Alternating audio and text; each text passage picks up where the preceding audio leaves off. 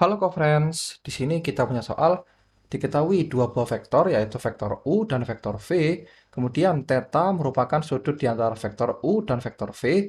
Maka besar theta adalah, nah kita ingat ya, yang perlu kita ingat adalah jika kita punya vektor U itu sama dengan AB dan vektor V itu sama dengan CD ya.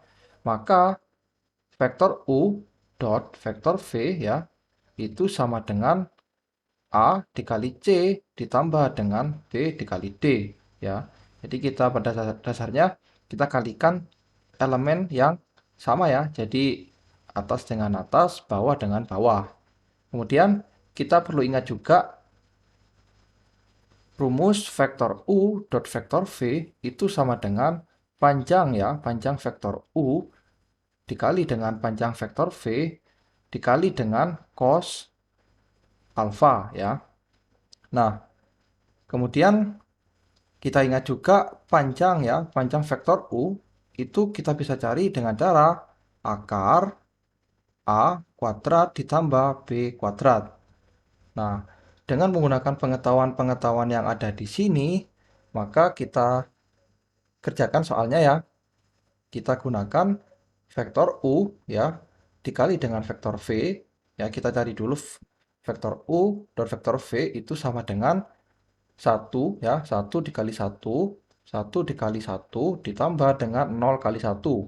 1, maka ini sama dengan 1 ditambah 0 yaitu 1. Kemudian kita cari panjang vektor U sama dengan akar dari ya 1 kuadrat ditambah dengan 0 kuadrat. Maka ini sama dengan 1. Kemudian kita cari juga panjang vektor V sama dengan akar dari 1 kuadrat ditambah dengan 1 kuadrat sama dengan akar 1 tambah 1 adalah 2. Nah, kemudian setelah kita temukan semuanya, maka kita bisa gunakan ya rumus ini ya. Rumus vektor U dot vektor V itu sama dengan panjang vektor U dikali dengan panjang vektor V dikali dengan cos alfa.